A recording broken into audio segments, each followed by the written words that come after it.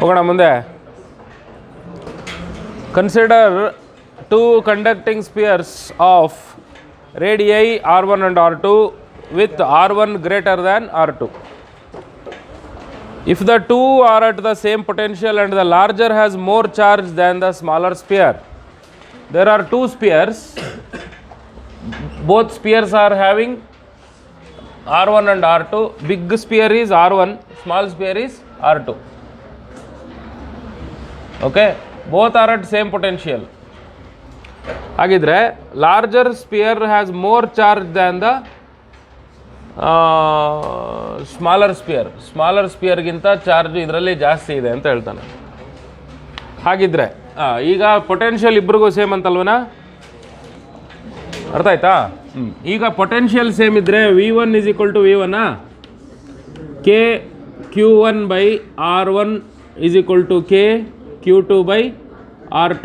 K ಹೋತಾ, ಅಲ್ಲಿಗೆ Q1 by Q2 = R1 by R2. ಸರಿನಾ? ಹಾಂ, Q1 by Q2 = R1 by R2. ಇವನು ಏನು ಹೇಳ್ತಾನೆ? ಇವನೇನೋ ಬೇರೆ ಮಾತಾಡ್ತಾ ಇದ್ದಾನೆ. ಇವನು ಚಾರ್ಜ್ ಡೆನ್ಸಿಟಿ ಬಗ್ಗೆ ಮಾತಾಡ್ತಾ ಇದ್ದಾನೆ. He is asking about charge density. Charge density ಅಂದರೆ ಸಿಗ್ಮಾ ಕ್ಯೂ ಬೈ ಏರಿಯಾ ತಾನೇ? Q by area. So Q, capital Q. Q by area ಅಂದರೆ ಕ್ಯೂ ಬೈ 4πr². ಸ್ಪೀರಿಕಲ್ ಸರ್ಫೇಸಿನ area Q by 4πr². So sigma 1 is Q1 by 4πr1². ಕರೆಕ್ಟಾ? This is your sigma 1. ಅದೇ ಥರ sigma 2 is Q2 by 4πr². ಈಗ sigma 1 by sigma 2 ಮಾಡಿದರೆ ಏನರಪ್ಪ ಬರುತ್ತೆ? Q1 by Q2 into R2 by R1 ಹೋಲ್² ಬರುತ್ತೆ. ಹೌದಾ? Divide ಮಾಡಿದ್ರೆ ಸಿಗ್ಮಾ 1 by ಸಿಗ್ಮಾ 2 ಮಾಡಿದ್ರೆ ಈ Q1 by Q2 ಅಂದರೆ R1 by R2 ಅಲ್ವಾ? ಅದನ್ನು ಸಬ್ಸ್ಟಿಟ್ಯೂಟ್ ಮಾಡೇ ಬಿಡೋಣ. Q1 by Q2 ಅಂದರೆ R1 by R2 ಅಂತ ಹೇಳ್ಬಿಟ್ಟು ಇಂಟು R2 by R1 ಹೋಲ್² ಇರೋದ್ರಿಂದ ಒಂದು ಹೋಲ್² ಒಂದು ಇದು ಹೋಗುತ್ತೆ ಅಲ್ವಾ? So ultimately sigma 1 by sigma 2 ಅಂದರೆ ಉಳಿಯೋದೇನು? R2 by R1. Charge density of small sphere is less than that of large sphere. Charge density of small sphere is less than, ನೋಡಿ ಇಲ್ಲಿ ಏನು ಹೇಳ್ತಾ ಇದೆ ಇದು? ಸಿಗ್ಮಾ 2 ಅಂದರೆ sigma 1 into R1 by R2 ಅಂತ ಹೇಳುತ್ತೆ. ಕರೆಕ್ಟಾ? R1 ದೊಡ್ಡದಾ R2 ದೊಡ್ಡದಾ? R1 is bigger. ಹಾಗಾಗಿ this entire thing is bigger. ಹೌದಾ? Bigger. Sigma 2 is bigger into something is bigger ಓನ್ಲಿನಾ? ಹಂಗಿದ್ರೆ ಯಾರು ದೊಡ್ಡವರು? Sigma 2 is greater than sigma 1. ಕರೆಕ್ಟಾ? ಹೇಳ್ಬೋದಲ್ಲ? Charge density of smaller sphere is greater than that of larger sphere ಅಂತ ಹೇಳ್ಬೋದು. More than. Second option. ನಾವು ಎಲ್ಲೆಲ್ಲಿಂದ ನಾವು ಸ್ಟಾರ್ಟ್ ಮಾಡ್ಕೊಂಡು ಎಲ್ಲೆಲ್ಲಿಗೋ ಹೋಗಿದ್ದೀವಿ, ಗೊತ್ತಾಯ್ತಾ? ಫಸ್ಟು ಇವನು ಹೇಳ್ತಾ ಇರೋದೇನೋ ಪೊಟೆನ್ಷಿಯಲ್ ಸೇಮ್ ಅಂತಾನೆ. ಪೊಟೆನ್ಷಿಯಲ್ ಸೇಮ್ ಅಂದರೆ ಏನು ನಮಗೆ ಸಿಗುತ್ತೆ ಅಂತ ನೋಡೋಣ. What we can get, V will get it like Q1 by Q2 = R1 by R2 ಅಂತ ಸಿಗುತ್ತೆ. ಇದನ್ನೊಂದು ಕಡೆ ಖರ್ಚಿಗೆ ಇಟ್ಕೊಳ್ಳೋಣ. Charge density of first sphere, charge density of second sphere ಎರಡನ್ನೂ ಕಂಪೇರ್ ಮಾಡಿ ನೋಡೋಣ. Then we will get this relation R2 by R1 ಅಂತ ಸಿಗುತ್ತೆ. ಇದನ್ನು ಇಟ್ಕೊಂಡು ನಾವು ಸಿಗ್ಮಾ 1ಗೂ ಸಿಗ್ಮಾ 2ಗೂ ಏನು ಸಂಬಂಧ ಇದೆ, ಸಿಗ್ಮಾ 1 ದೊಡ್ಡದಾ ಸಿಗ್ಮಾ 2 ದೊಡ್ಡದಾ ಅಂತ ನೋಡೋಣ. So we got to know smaller sphere charge density is more than big spheres charge density ಅಂತ ಗೊತ್ತಾಗುತ್ತೆ.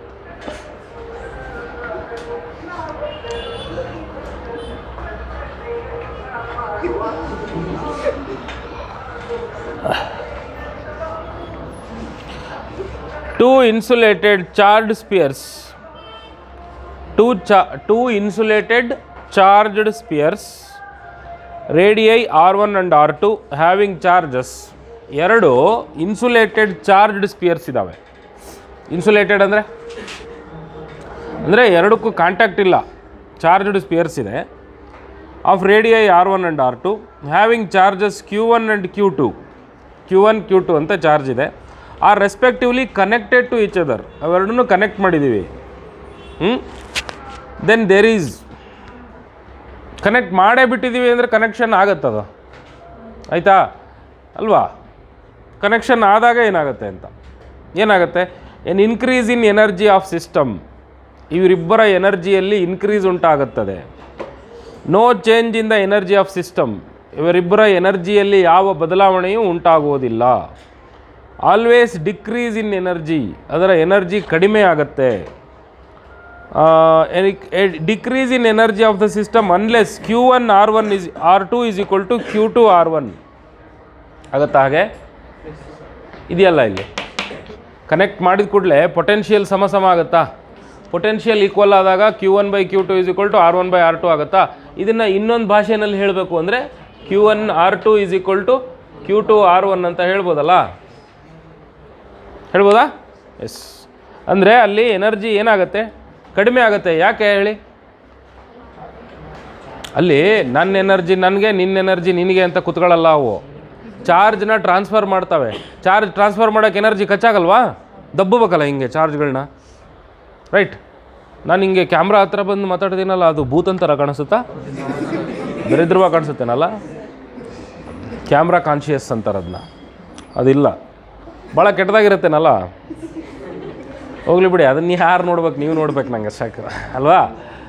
ನೀವು ನೋಡಿ ಖುಷಿ ಪಟ್ಟರೆ ಸಾಕಲ್ಲ.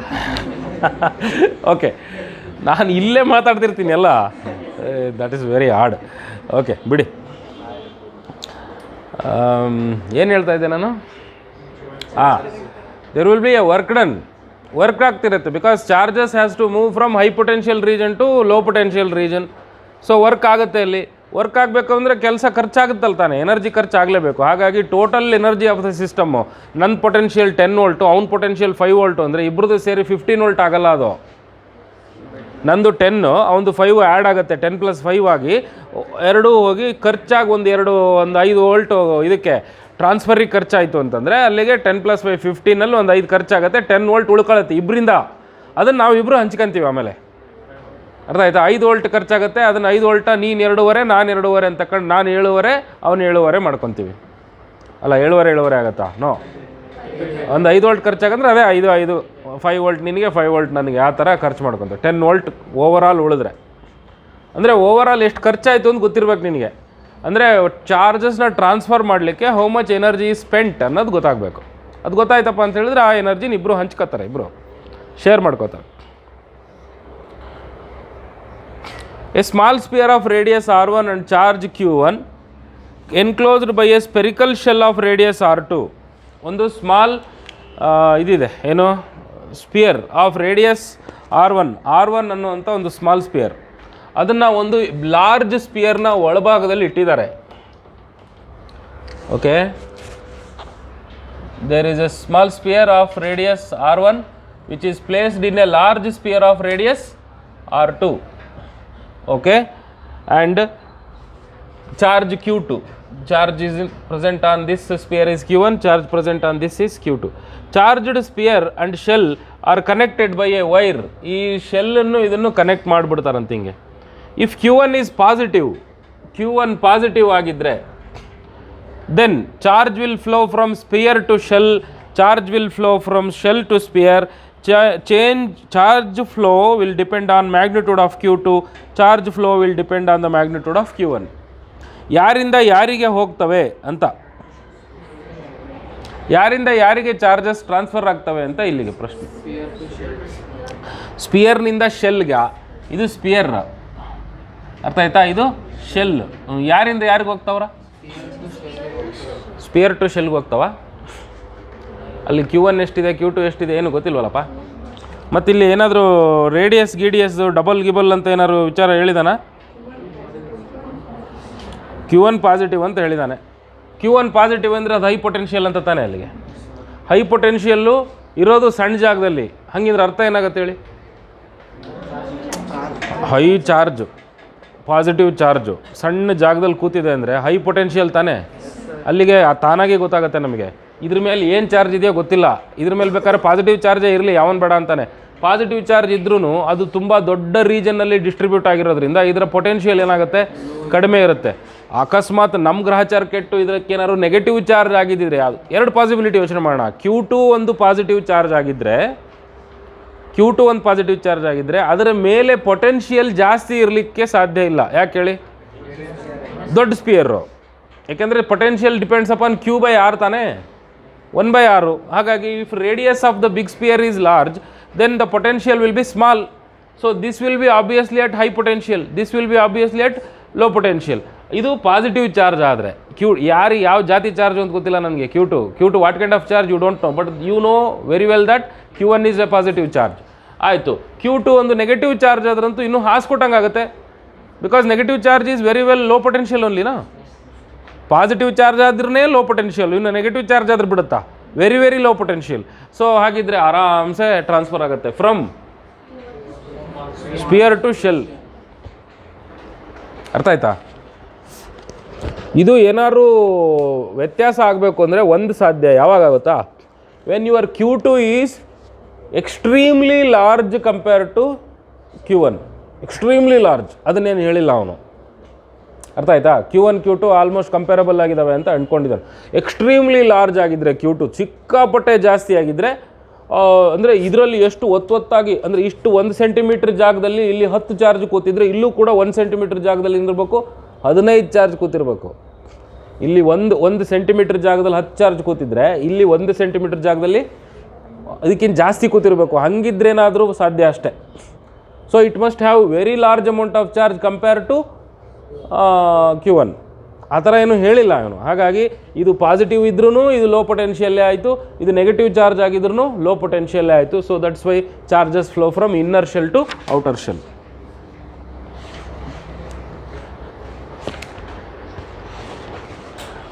If 2 conducting spheres are separately charged, 2 ಸ್ಪಿಯರ್ಗಳನ್ನು ಸಪರೇಟ್ ಆಗಿ ಚಾರ್ಜ್ ಮಾಡಿದ್ದೀವಿ. And then brought into contact, ಆಮೇಲೆ ಅವೆರಡನ್ನು ಟಚ್ ಮಾಡಿಸಿದ್ದೀವಿ.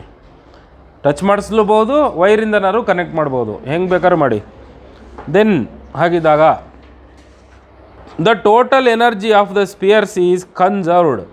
ಹಾಗೆ ಮಾಡಿದಾಗ ಇವೆರಡರ ಎನರ್ಜಿ ಕನ್ಸರ್ವ್ ಆಗಿರುತ್ತೆ ಅಂತ ಹೇಳ್ತಾರೆ. Total energy charge on the spheres is conserved. ಅವೆರಡೂ ಸ್ಪಿಯರ್ಗಳ ಮೇಲಿರುವ ಚಾರ್ಜ್ಗಳು ಕನ್ಸರ್ವ್ ಆಗಿರ್ತವೆ ಅಂತ ಹೇಳ್ತಾರೆ. Both the total energy and charge conserved, ಎರಡೂ ಕನ್ಸರ್ವ್ ಆಗಿರುತ್ತೆ. The final potential is always the mean of the original potential of the 2 spheres. ಯಾವುದ್ರಪ್ಪ? ಮೂರನೇದೇ ಸತ್ಯ ಅನಿಸುತ್ತೆ. ಯಾಕೆಂದರೆ ಇವನ್ ಎನರ್ಜಿ ಅವನ ಎನರ್ಜಿ ಡಿಕ್ರೀಸ್ ಇನ್ ಎನರ್ಜಿ ಅಂತ ಹೇಳ್ತೀವಿ. ಆದರೆ ಆ ಡಿಕ್ರೀಸ್ ಇನ್ ಎನರ್ಜಿ ಯಾರಿಗೆ ಖರ್ಚಾಗಿರುತ್ತೆ ಹೇಳಿ? ವರ್ಕಿಗ ನಂದು 10 ಅವನದು 10 ಇಬ್ಬರದು ಟಚ್ ಮಾಡಿಸ್ತೀನಿ. ಅರ್ಥ ಆಯ್ತಾ? ನಾನು 10 ವೋಲ್ಟು ಅವನು 10 ವೋಲ್ಟಪ್ಪ. ಟಚ್ ಮಾಡಿಸಿದ ಮೇಲೆ ನಾನು 5 ಅವ್ನು 5 ಆಗಿಬಿಡ್ತೀವಿ.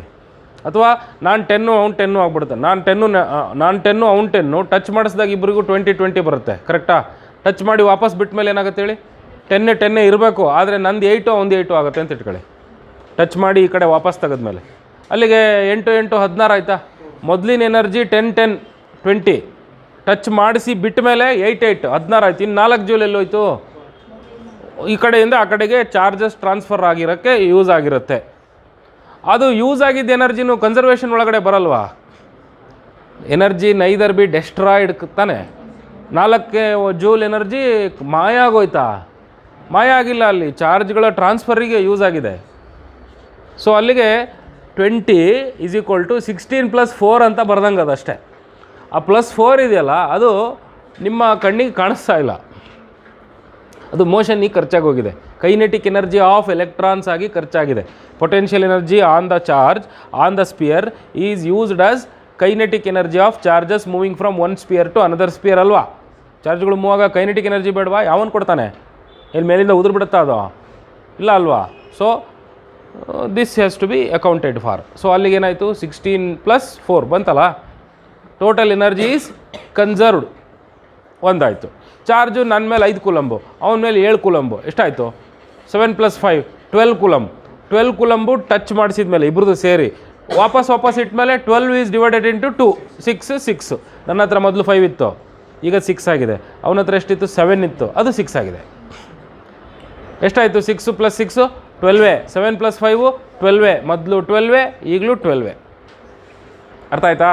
So charge is conserved and total energy is also conserved, both are conserved.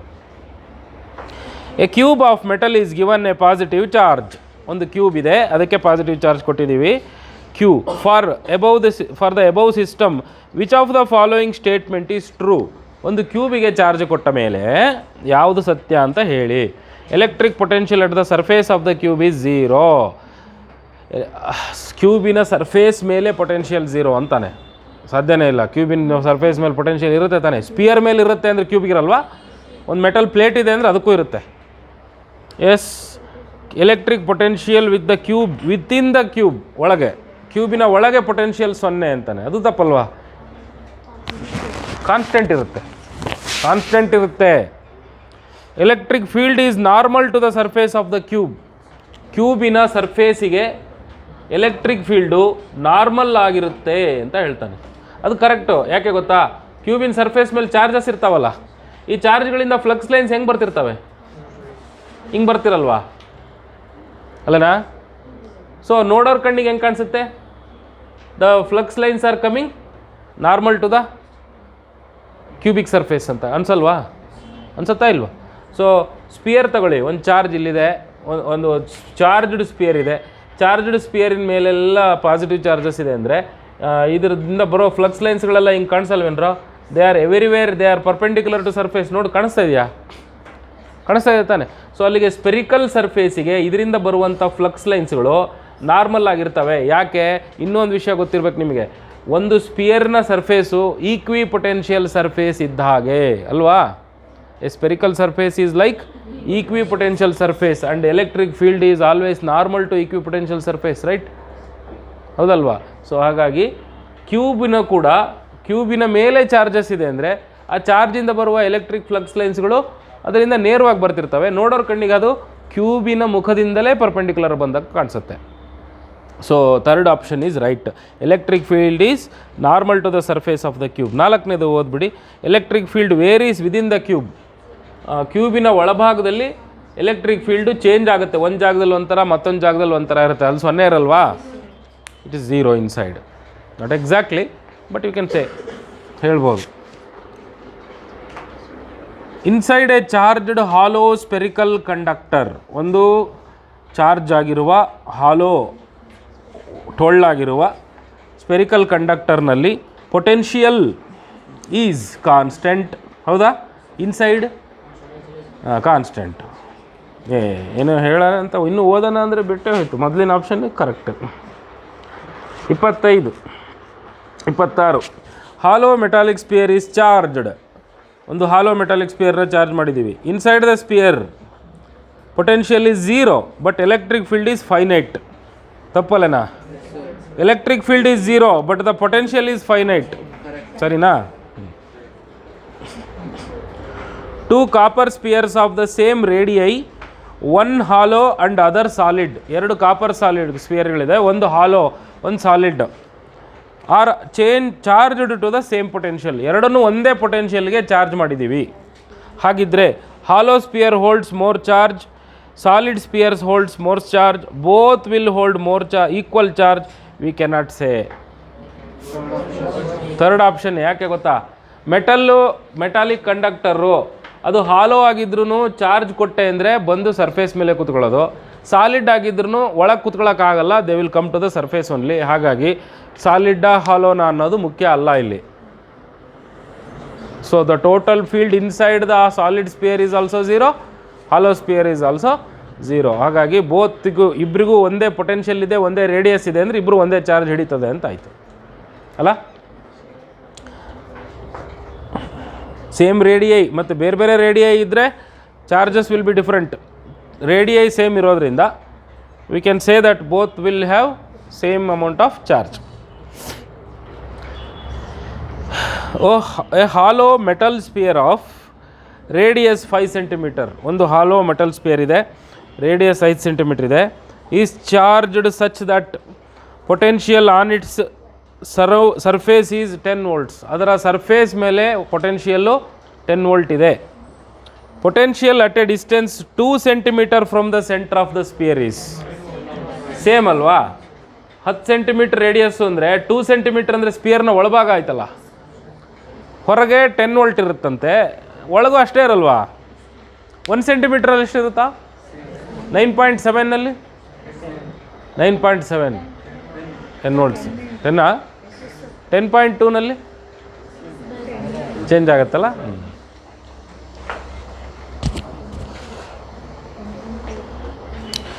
Two concentric thin metallic sheets spheres of radii r1 and r2, r1 greater than r2, like this. r1 greater than r2 na? Okay. r1 greater than r2. Okay. Bear charges q1 and q2 respectively. Charges q1 and q2. Right? Then the potential at a distance r between r1 and r2 will be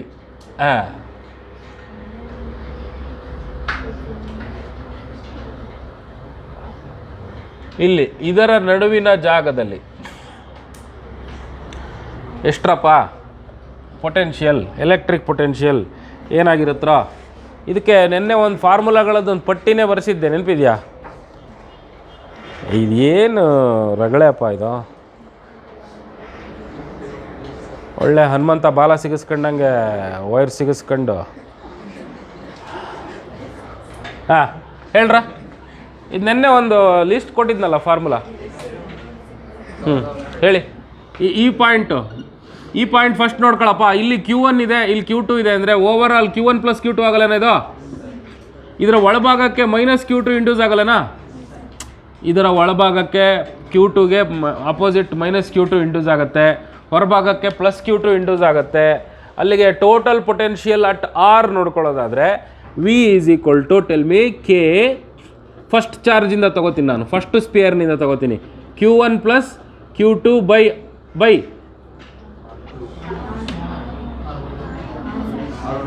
Q1 R1 plus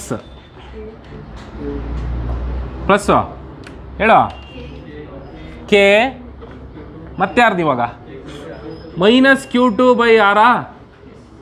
-Q2 ಇದ್ರ ಮೇಲೆ ಬೀಳಿಸಲ್ವಾ? ಇದನ್ನು minus ಮಾಡಿಬಿಡ್ಲಾ? -Q2/R1 ಆಮೇಲೆ plus ಈ charge, ಈ ಸ್ಪಿಯರ್ನಲ್ಲಿರೋ charge ಆರ್ನಷ್ಟು ದೂರದಲ್ಲಿ, ಕರೆಕ್ಟಾ?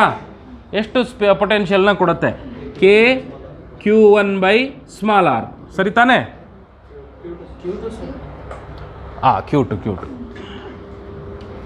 Q2/R. ಇಲ್ಲಿ cancel ಆಗೋರು ಯಾರ್ಯಾರೋ? KQ1/R1 plus KQ2/R1 minus KQ2/R1 plus KQ2/R. ಡಮಾರ್ ಏನು ಬಂತಿಲ್ಲಿ? KQ1/R1 KQ2/R2. So K into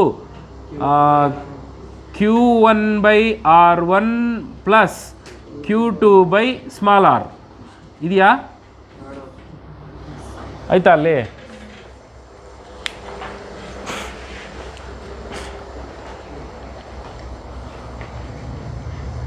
ಸರಿಯಾ ಪೊಸಿಷನ್ ಇಡ ಅದನ್ನು. ಕ್ಯಾಮ್ರಾ ಡೈರೆಕ್ಟ್ರ ಏನು ತಾನೆ? ಡೈರೆಕ್ಟ್ರ ಕರೆಕ್ಟ್ ಆಯ್ತಾ?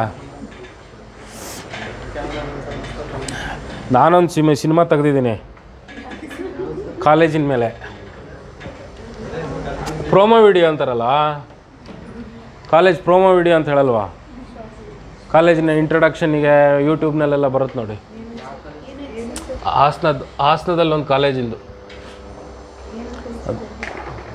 ಇಲ್ಲ ಅದೇನು ರಿಲೀಸ್ ಆಗಿಲ್ಲ, ಮೊನ್ನೆ ಜಸ್ಟ್ ಈಗ ಬಂದಿದೆ ಸ್ಯಾಂಪಲ್ ನನಗೆ. ಅದು ಫೈನಲ್ ಕಾಪಿ ಇಲ್ಲಿ ಸ್ಕ್ರೀನ್ ಇಲ್ಲ, ಎಲ್ಲ ತೋರಿಸ್ತಿದ್ದೆ ನಿಮಗೆ. ಹಂಗೆ ಹೆಂಗೆ ನೋಡ್ತೀಯ? ಚೆನ್ನಾಗಿ ಕಾಣಲ್ಲ ಅದು. ಇದಾಯ್ತಲ್ಲ. ನೆಕ್ಸ್ಟು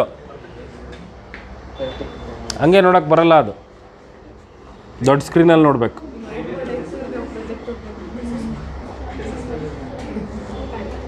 ನಾನೇ ಡೈರೆಕ್ಷನ್ ಮಾಡಿದ್ದ, ಗೊತ್ತಾ?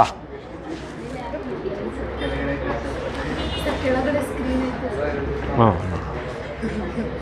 2 conducting spheres of radii r1 and r2. 2 conducting spheres of radii r1 and r2 are at the same potential. ಎರಡು ಸ್ಪಿಯರ್ಗಳು ಒಂದೇ ಪೊಟೆನ್ಷಿಯಲ್ನಲ್ಲಿ ಇದ್ದಾವೆ. Electric intensities on their surfaces are in the ratio of what? Electric intensities ಅಂದರೆ electric fields, ಅವುಗಳ surface ಮೇಲೆ ಏನಾಗುತ್ತೆ ಅಂತ. Same ಪೊಟೆನ್ಷಿಯಲ್ನಲ್ಲಿ ಇದ್ದಾವೆ ಎರಡು, ಕೊಟ್ಟಿದ್ದಾರಾ? They are in the same potential. V1/V2, V1 is equal to V2. ಅದರ ಅರ್ಥ ಏನು? Q1/Q2 is equal to R1/R2 ಅಂತ ಆಯಿತು ಅಲ್ವಾ? Then what about their electric intensities? E1 calculate ಮಾಡಿ. E1/E2 is equal to KQ1/R1 square KQ2/R2 square. K cancel. ಇಲ್ಲಿ ಏನು ಬರುತ್ತೆ? Q1/Q2 into R2/R1 whole square ಬರುತ್ತೆ. ಕರೆಕ್ಟಾ? ಸರಿನಾ? R2/R1 ಈಗ Q1/Q2 ಜಾಗದಲ್ಲಿ ನಾನು R1/R2 ಹಾಕ್ಕೋತೀನಿ, ಅಲ್ಲಿಗೆ R2/R1 ಉಳಿಯುತ್ತೆ. ಸರಿ ತಾನೆ? E1/E2 is equal to R2/R1. ಅದೇ ಚಾರ್ಜ್ ಡೆನ್ಸಿಟಿ ಬಂತಲ್ಲ, ರೇಷಿಯೋ ಆಫ್ ಚಾರ್ಜ್ ಡೆನ್ಸಿಟೀಸ್, ಅದೇ ಥರನೇ ಬರುತ್ತಿದ್ನು.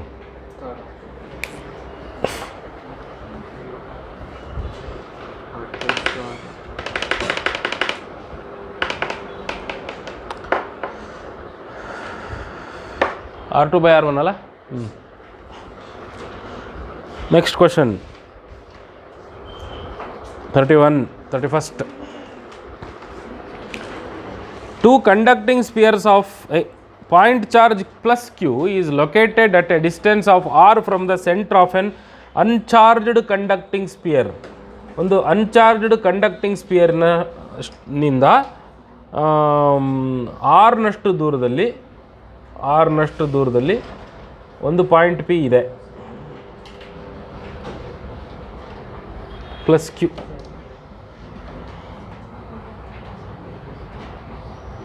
Electric potential of that spear is, ಈ ಸ್ಪಿಯರ್ನ ಎಲೆಕ್ಟ್ರಿಕ್ ಪೊಟೆನ್ಷಿಯಲ್ ಏನಾಗಬೇಕು? ಎಷ್ಟಾಗತ್ತಾ? ನಾನು ನಿನ್ನೆ ಒಂದು ಪ್ರಾಬ್ಲಮ್ ಮಾಡಿಸಿದ್ದೆ ನಿಮಗೆ.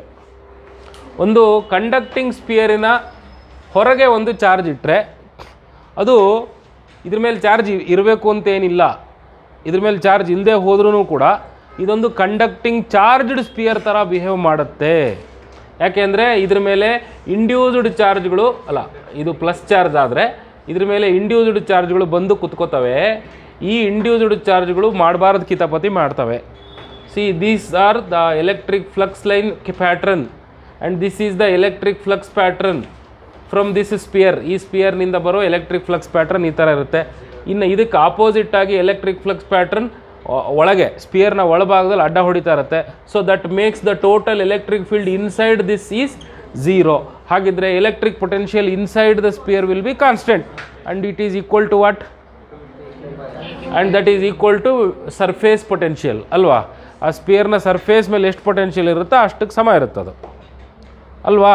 ಸರ್ಫೇಸ್ ಪೊಟೆನ್ಷಿಯಲ್ ಆಫ್ ದ ಸ್ಪಿಯರಿಗೆ ಫಾರ್ಮುಲಾ ಬರೀರಿ ನೋಡೋಣ. ಅಲ್ಲಿ ಎಲ್ಲಿದೆ? Q/R ಇದೆಯಲ್ಲ,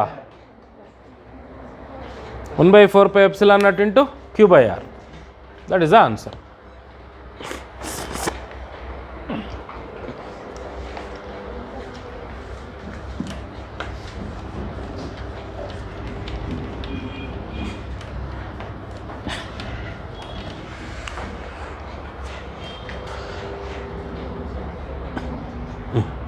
Surface charge density of a sphere of a radius 10 cm is 8.85 into 10 to the power of minus 8. Surface charge density, okay? 8.85 into 10 to the power of minus 8. ಏನಪ್ಪ 32 ಇದೆಯಲ್ಲ? ಹಾಂ, okay.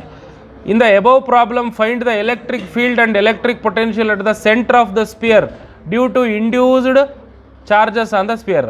ಹೇಳ, ಎಲೆಕ್ಟ್ರಿಕ್ ಫೀಲ್ಡ್ 0 ಅಲ್ಲೇನಾ? Electric potential ಅಲ್ಲಿತ್ತಲ್ಲ, ಮೇಲಿತ್ತಲ್ಲ. ಯಾವ option? ಥರ್ಡಾ ಸೆಕೆಂಡಾ? Second option 0 and kq by r. Surface charge density is this given. Potential at the center of the sphere is ಹೇಳ potential at the center of the sphere. Surface charge density ಅಂದರೆ ಏನರಮ್ಮ q by 4 pi r square ಅದೇ ತಾನೆ. Potential ಅಂದರೆ ಏನು q by 4 pi epsilon naught r ಸ್ಕ್ವೇರಾ R R R R. ಈಗ ಇದನ್ನು ಒಂದು ಸ್ವಲ್ಪ ಬಿಡಿಸಿ ಬರ್ಕತೀನಿ. q by 4 pi r into 1 by r ಅಂತ ಬರೀಲ್ಲ, ಇದನ್ನ ಬರೀಲ್ಲ. q by 4 pi r into 1 by r ಅಂತ ಬರೀಲ್ಲ. ಹಂಗಿದ್ರೆ ಸಿಗ್ಮಾ ಈಸ್ ಈಕ್ವಲ್ ಟು ಏನಾಗುತ್ತೆ, ಅಲ್ಲ ಒಂದು ಕೆಲಸ ಮಾಡು, q by 4 pi epsilon nought r ಏನಾಗುತ್ತೆ ಅಂತ. This implies sigma is equal to ಅಥವಾ q by 4 pi r, q by 4 pi r is equal to sigma R ಆಗುತ್ತೆ, ಸರಿನಾ. q by 4 pi r is sigma R. ಹಾಗಿದ್ರೆ V is equal to q by 4 pi r into 1 by epsilon naught ಅಂತ ಬರೀಲಾ. ಇದನ್ನು q by 4 pi r into 1 by epsilon naught ಅಂತ ಬರಿತೀನಿ. ಹಾಗಿದ್ರೆ sigma q by 4 pi r ಜಾಗದಲ್ಲಿ sigma R into 1 by epsilon naught ಆಯಿತು. ಅಲ್ಲಿಗೆ this become sigma R by epsilon naught ಆಯಿತು. This is your potential. Sigma ಕೊಟ್ಟಾನೆ, R ಕೊಟ್ಟೇನಾ, radius epsilon naught sigma value ಢಮಾರಂದು ಹೋಗುತ್ತೆ ನೋಡಿ. ಎಪ್ಸಿಲಾನ್ ನಾಟ್ ವ್ಯಾಲ್ಯೂನು 8.85 ಸಮಥಿಂಗ್ 10 to the power -12 ಅದು. 8.85 into 10 to the power of -8 divided by 8.85 into 10 to the power of -12 ಅದು. Radius is 10 ಸೆಂಟಿಮೀಟ್ರಾ, 10 ಸೆಂಟಿಮೀಟ್ರಾ.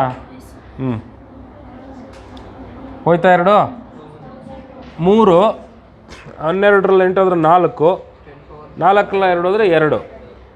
10 into 10 to the power 2, 10 into 10 to the power 2, 1000.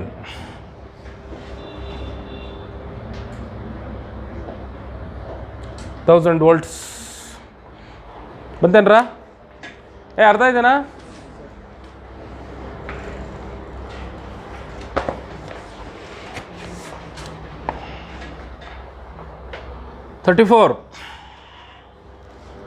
ಕಿಟಕಿ ತೆಗಿರಮ್ಮ, ಶೆಕೆ ಆಗ್ತಿಲ್ವ ನಿಮ್ಗೆ ಯಾರಿಗೂ? ತೆಗೀಸ್ ಕಿಟಕಿ ಅದು. ಹಾಂ ತೆಗೆದ್ಬಿಡ ಹಂಗೆ.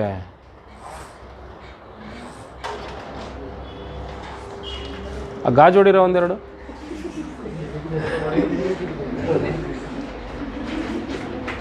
ಲೇ ಏನು ಮಾಡ್ತಿದ್ಯಾ?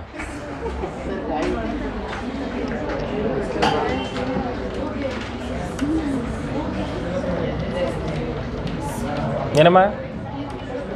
ಹಾಂ ತೆಗಿ.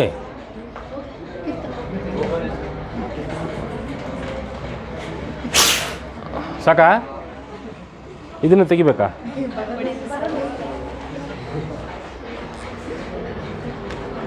Next question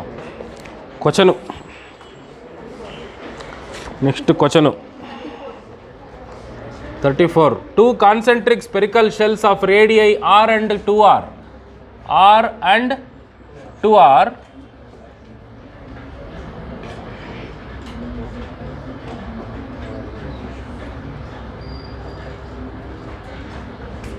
r and 2r carry charges q and 2q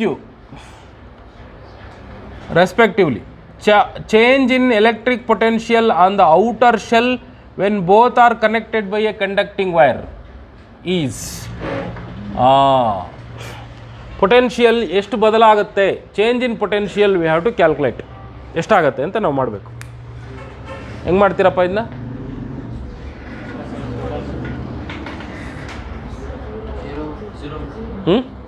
zero ಆಗುತ್ತಾ?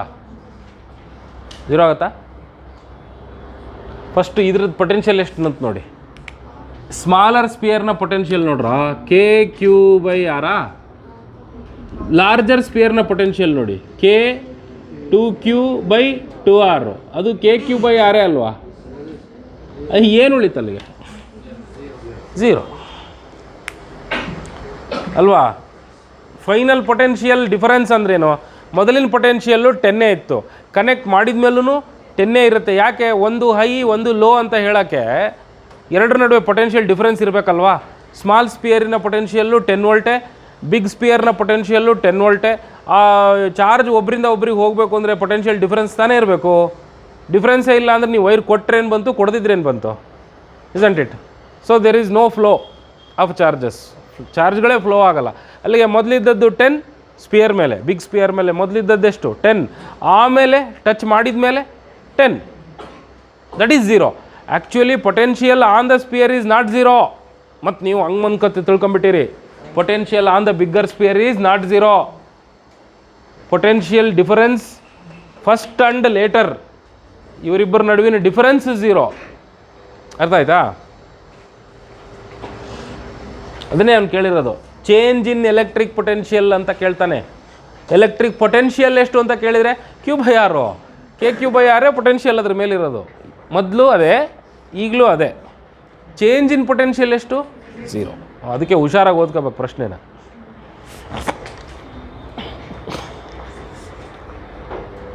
A non-conducting sphere of radius R is charged uniformly. A non-conducting sphere of radius R is charged uniformly. Non-conducting sphere, insulator idu. And at what distance from its surface is the electrostatic potential is half the potential at its center.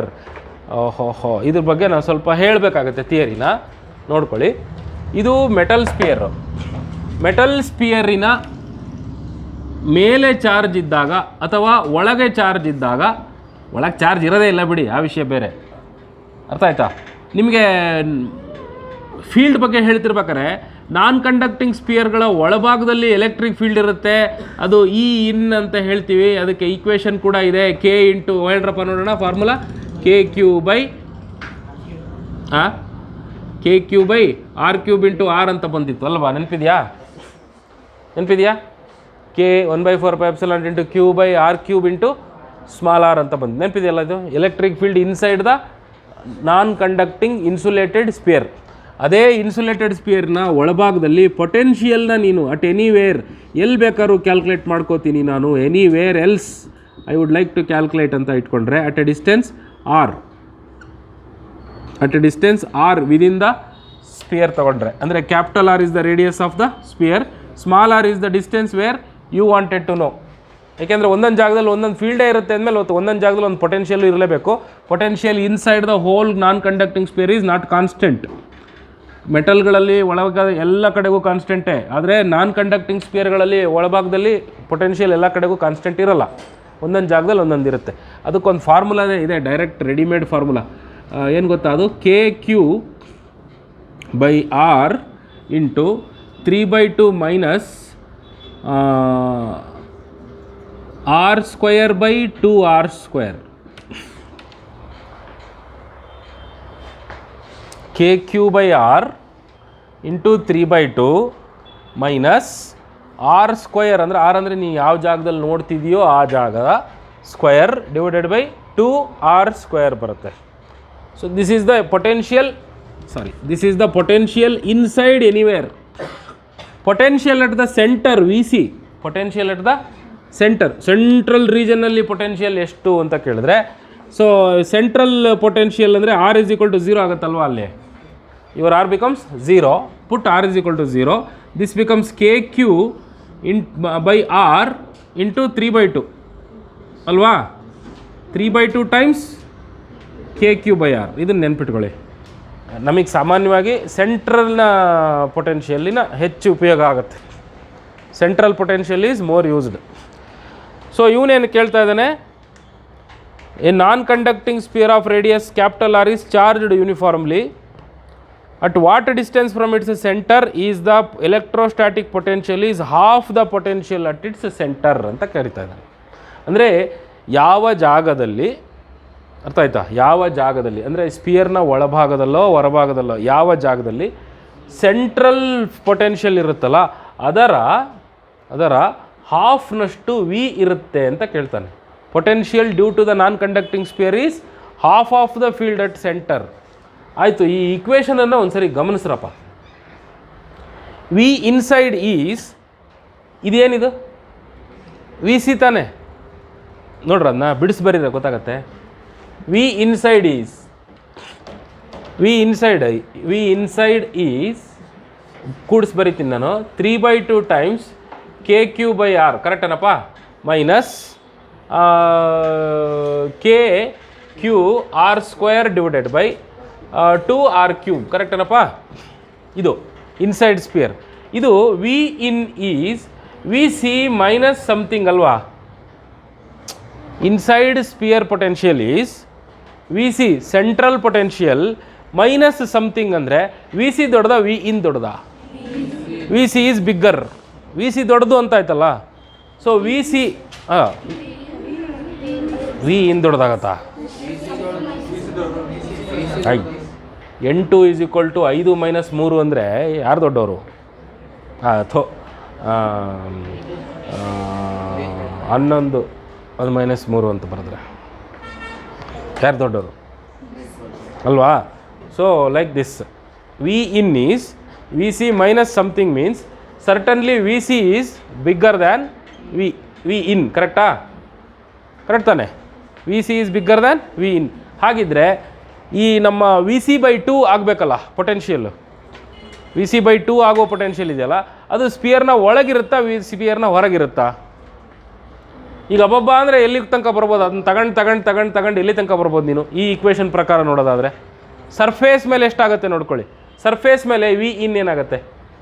V surface = V C minus ಇಲ್ಲಿ ಬರ್ಕೊಳಪ್ಪ R² divided by 2R² ಅಲ್ಲನಾ into KQ. ಕರೆಕ್ಟಾ? 2R³ ತಾನೆ, KQ by ಇಲ್ಲಿ ಬರೆದಿರೋ equation ಪ್ರಕಾರ small R ಅಂದರೆ ಏನು? ಕ್ಯಾಪಿಟಲ್ ಆರ್ ತಗೋಬೇಕು ತಾನೆ ನೀನಲ್ಲಿ. ಕ್ಯಾಪಿಟಲ್ ಆರ್ಗೆ ಈಗ ಆರು ಹೋಯ್ತಾ? ಏನು ಉಳಿತು ಅಲ್ಲಿಗೆ? V C minus KQ into KQ ಮೇಲ್ಗಡೆ ಕೆಳಗಡೆ 2R² ಆಯಿತು. ಕರೆಕ್ಟಾ? Again it is smaller than V C ಅಲ್ವಾ? ವಿ ಸಿ ಸಮಥಿಂಗ್ ಅಂತಾನೆ ಇಲ್ವಾ ಅಲ್ಲಿಗೆ? ಸರ್ಫೇಸ್ ಮೇಲೆ ಕೂಡ potential on the surface is smaller than this ಅಂತ ಆಯಿತು. And that is not even half into something ಇದೆ ಅದು, ನೋಡ್ಕೋ. ಅರ್ಥ ಆಯ್ತಾ? ಹಾಗಿದ್ರೆ ವಿ ಸಿಯ ಅರ್ಧದಷ್ಟು ಪೊಟೆನ್ಷಿಯಲ್ ಬರೋದು ಎಲ್ಲಿ? ಒಳಗೂ ಇಲ್ಲ, ಸರ್ಫೇಸ್ ಮೇಲೂ ಇಲ್ಲ. ಅದೇನಾದ್ರು ಬಂದರೆ ಎಲ್ಲಿ ಬರಬೇಕು? ಹೊರಗಡೆ ಬರಬೇಕು. So that point where we C is half of the potential is half of the VC. The point where potential is half of the VC neither comes inside nor on the surface. It has to be outside surface only. ಅರ್ಥ ಆಯ್ತಾ? ಅರ್ಧ ಇರ್ಬೋದಲ್ಲ, ಅರ್ಧ V ಸಿ/2 is smaller than V C ತಾನೇ? ಕಡಿಮೆ, V ಸಿಗಿಂತ ಕಡಿಮೆ ಇರಬೇಕು. ವಿ ಸಿನಲ್ಲಿ ಸ್ಟ್ರಾಂಗ್, ಸೆಂಟ್ರ್ನಲ್ಲಿ ಸ್ಟ್ರಾಂಗ್, ಹೋಗ್ತಾ ಕಮ್ಮಿ. ಕರೆಕ್ಟಾ? ವಿ ಸಿ/2 ಅಂದರೆ ವಿ ಸಿಗಿಂತ ಕಡಿಮೆ ತಾನೆ, ಒಳಗೆ ಬರ್ಬೋದಲ್ಲ ಹಂಗಿರೋದು. ನೀನು ಸರ್ಫೇಸ್ ತನಕ ಬಂದ್ರೂ ಅರ್ಧ ಆಗಲಿಲ್ಲ. ನೀವು ನೋಡಿದ್ರಲ್ಲ ಇಲ್ಲೇ, ನೀ ಸರ್ಫೇಸ್ ತನಕ ಬಂದ್ರೂ ಕೂಡ ಇದು ಅರ್ಧ ಆಗಲಿಲ್ಲ, ಅರ್ಧಕ್ಕಿಂತಲೂ ಕಡಿಮೆನೇ ಇದೆ. ಅರ್ಥ ಆಗ್ತಾ ಇದೆಯಾ? ಇದು ಅರ್ಧಕ್ಕಿಂತಲೂ, ಸರ್ಫೇಸ್ ಮೇಲೂ ಸಹ ಇದು ಅರ್ಧಕ್ಕಿಂತಲೂ ಕಡಿಮೆ ಇದೆ ಅಂದರೆ ಅರ್ಧ ಆಗುವ ಜಾಗ ಇನ್ನೂ ಮುಂದೆ ಇದೆ ಅಂತ ಅಲ್ವಾ? ಇನ್ನೂ ಮುಂದೆ ಇದೆ ಅಂದರೆ ಸರ್ಫೇಸನ್ನು ಬಿಟ್ಟು ಮುಂದೆ ಇದೆ ಅಂತ ಆಯಿತು. So that is obviously that are is greater than radius of the circle. ಕರೆಕ್ಟಾ? ಸ್ಪಿಯರ್ನ ರೇಡಿಯಸ್ಗಿಂತಲೂ ದೊಡ್ಡದಿದೆ ಅದು ಅಂತ ಆಯಿತು. ಅರ್ಥ ಆಯ್ತಾನಪ್ಪ? ಸೊ ಹಾಗಿದ್ರೆ ಅದನ್ನು ನಾವು ಒಳಗೆ ತಗೊಳ್ಳೋದ್ರಲ್ಲಿ ಏನು ಪ್ರಯೋಜನ ಇಲ್ಲ ಅಲ್ವಾ? ಅದು ಎಲ್ಲಿರುತ್ತೆ ಹಾಗಿದ್ರೆ? That will be outside the spear. ಅದು ಸ್ಪಿಯರ್ನ ಹೊರಗೆ ಭಾಗದಲ್ಲೇ ಇರುತ್ತೆ ಅಂತ ಆಯಿತು. ಸೊ ಅದನ್ನು ಮಾಡೋಣ ಇವಾಗ. ಸ್ಪಿಯರ್ನ ಹೊರಭಾಗದಲ್ಲಿ ಇರುತ್ತೆ non conducting sphere. This is a non conducting sphere. This is the point P. Okay, this is where we wanted to calculate V and that is at a distance of r from the center ಅಂತ ಅವನು ಹೇಳಿದ್ದಾನೆ. So potential at that point Vp is equal to, tell me, KQ/R. ಕರೆಕ್ಟಾ ಅಲ್ವನಾ? ನಾವು ಈ equation ಎಲ್ಲ ಬರೆಯೋ ಅವಶ್ಯಕತೆ ಇಲ್ಲ ಇವಾಗ. ಇದು ಎಲ್ಲಿ ತನಕ ಹೇಳಿ ಇದು ಈಕ್ವೇಷನ್ನು? ಸ್ಪಿಯರ್ನ ಸರ್ಫೇಸಿನ ಒಳಭಾಗದ ತನಕ ಮಾತ್ರ ನಮಗೆ ಈ ಈಕ್ವೇಷನ್ ಯೂಸ್ ಆಗೋದು. ಹೊರಭಾಗಕ್ಕೆ ಯೂಸ್ ಆಗೋದು ಎಂಥ ಈಕ್ವೇಷನ್ನು? That is the equation. What is that? KQ/R. ಇದು ಒಂದಾಯಿತು. ವಿ ಸಿ ಒಂದು ಬರ್ಕೊಳ್ಳಿ. V C is equal to, tell me, 3/2 times KQ/R. ಕರೆಕ್ಟಾ? ಇದೇನಿದು? ಸೆಂಟ್ರಲ್ ಇರುವ potential. This is the potential at P, this is the potential at centre. ಹಾಗಿದ್ದರೆ ನಮಗೆ ಕೊಟ್ಟಿರೋದೇನು? V P is V C by 2. Fine. V C is how much? 3/2 K Q by R. So ಅದರ half ಅಂದರೆ ಎಷ್ಟಾಗುತ್ತೆ? 3/4 K Q by R ಆಯಿತು. 3/4 K Q by R ಆಯಿತು. V P ಜಾಗದಲ್ಲಿ K Q by small R ಬರ್ಕೋತೀನಿ. ಇದ್ರ ಜಾಗದಲ್ಲಿ 3/4 K Q by capital R ಬರ್ಕೋತೀನಿ. ಕೆ ಕ್ಯೂ ಹೊರಟೋಯ್ತು. ಅಲ್ಲಿಗೆ R is equal to ಏನಾಗತ್ತಮ್ಮ?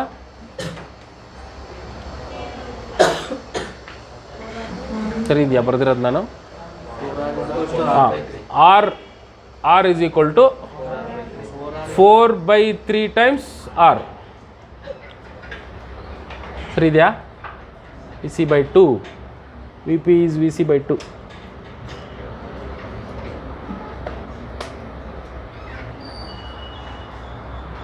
Correct ಇದೆಯಾ ನಾನು ಬರೆದಿರೋದು? S.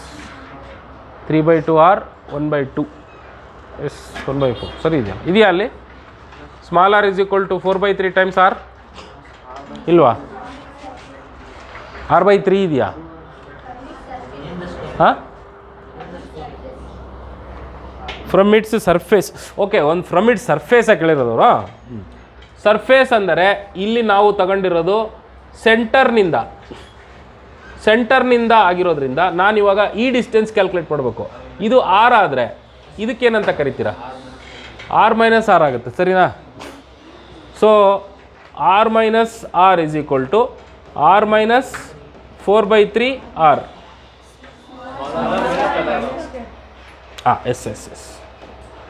Small R minus capital R. Yes, small R minus capital R. Small R is how much? 4/3 R minus capital R. ಎಷ್ಟಾಯಿತು? 4 - 3 1/r. R/3 ಬಂತಲ್ಲ. This distance is R/3. ಅವನು ಏನು R ಎಷ್ಟು ದೂರ ಇದೆ ಅಂತ ಕೇಳಿಲ್ಲ, ಸರ್ಫೇಸ್ನಿಂದ ಎಷ್ಟು ದೂರ ಇದೆ ಅಂತ ಕೇಳಿದ್ದಾನೆ. ಸೊ ಸರ್ಫೇಸ್ನಿಂದ ಅಂದರೆ ಆರ್ ಮೈನಸ್ ಆರ್ ತಗೋಬೇಕು.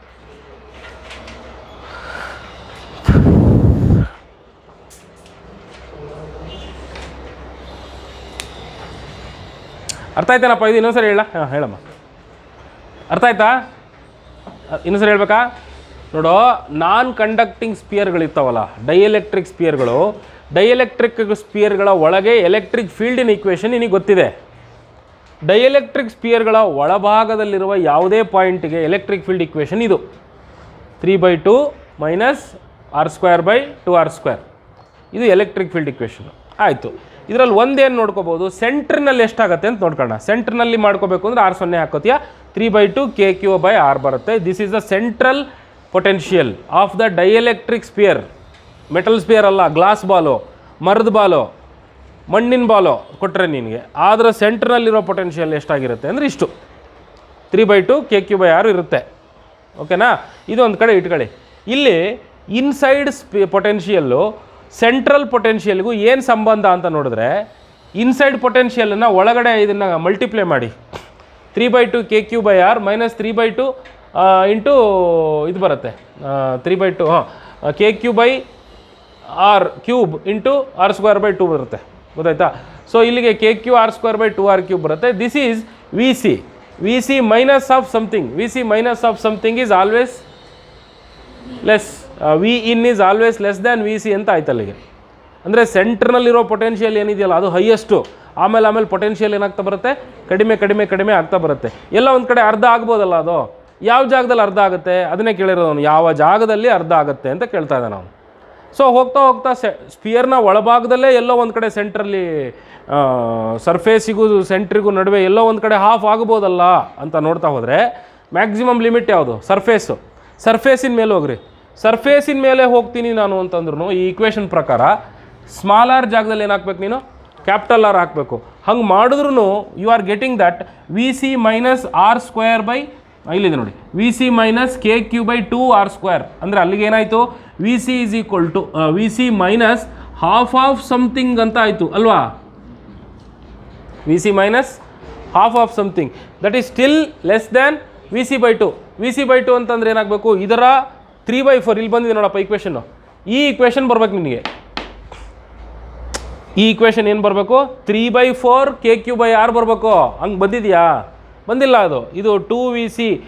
ಇದನ್ನು ಬೇಕಾದ್ರೆ ಸಾಲ್ವ್ ಮಾಡಿ ನೋಡಿರಿ, ನೀವೇ ನೋಡಿರಿ, ಬೇಕಿದ್ರೆ ಬೇಕಾದ್ರೆ ಮಾಡೇ ಬಿಡೋಣ. ಮಾಡಿರಿ. VC ಅಂತ ಹೇಳಿದ್ರೆ ಎಷ್ಟು? 3/2 KQ/R minus half into KQ/R². ಯಾರನ್ನ ಕಾಮನ್ ತೆಗಿತೀಯಪ್ಪ? KQ/R ಕಾಮನ್ ತೆಗಿ. ಕೆಳಗಡೆ 2ನೂ ಕಾಮನ್ ತೆಗಿ. ಇಲ್ಲೇನು ಬರುತ್ತೆ? 3 ಮೈನಸ್ 1 ಬರಲ್ಲ ಕಣ.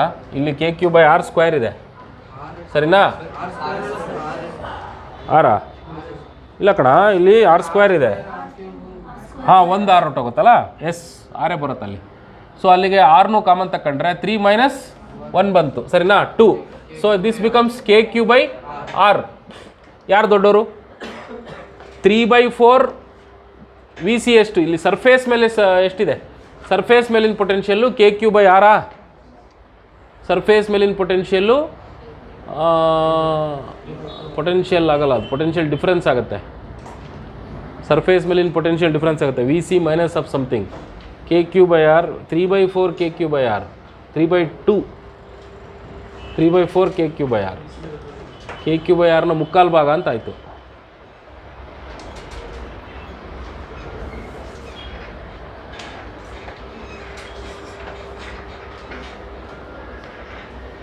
ಅಂದ್ರೆ ಒಳಗಡೆ ಬರಬೇಕಲ್ಲ ಅದು.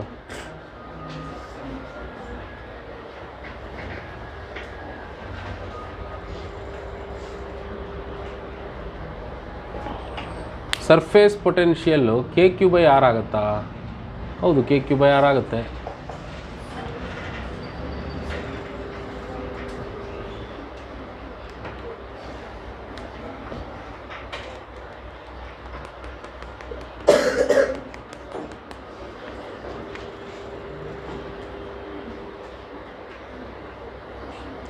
Central potential is 3/2 KQ/R.